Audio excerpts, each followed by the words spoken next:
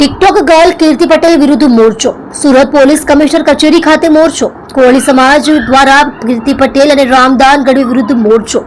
Police commissioner કચેરી આવેદનપત્ર આપવામાં આવ્યું. ઋષિ ભારતી બાપુ વિરુદ્ધ અભદ્ર ટિપ્પણી કરવા બદલ કાર્યવાહી. ઋષિ ભારતી બાપુને બદનામ કરતા વિરોધ કરવામાં આવ્યો. કીર્તિ પટેલ વિરુદ્ધ કાર્યવાહી કરવા માંગ. કીર્તિ પટેલ કાપોદ્રા પોલીસ મથકમાં વોન્ટેડ છે, તેની ધરપકડ કરવા માંગ. સત્ય માટે હંમેશા સત્યની સાથે જોડાઈ રહો. આર સુરત ન્યૂઝ ચેનલની સાથે.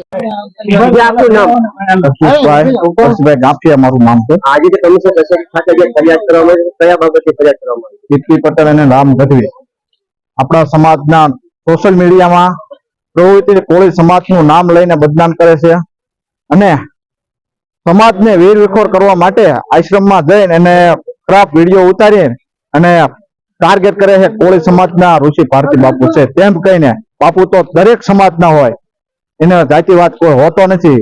અને આવા અસામાજિક તત્વો જઈને ત્યાં કને આશ્રમ જઈ અને વિડીયા બનાવી અને આશ્રમને પણ ખતમ કરવા માંગે છે. અને સમાજની ઉપર, કોળી સમાજ ઉપર જો આવા ગુનાહિત આવા લોકો પ્રવૃત્તિ વાળા રખડતા હોય, વોન્ટેડ જાહેર કરેલા કાપોદ્રા પોલીસ સ્ટેશનની અંદર, તોય આરોપી રખડતા હોય તો અહીંયા હાજરીમાં વિડીયો ઉતારીને એમ કહે છે પોલીસની હાજરીમાં આ વિડીયા બનાવેલા છે. તો પોલીસને નમ્ર વિનંતી છે કે તમારી હાજરીમાં જો આ વિડીયા ઉતારતા હોય તો વોન્ટેડ જાહેર છે કેમ નથી પકડી શકતા? ગુનેગારો માટે આપણે શું માંગ? સખતમાં સખત સજા થાય, અમારી એ માગણી છે.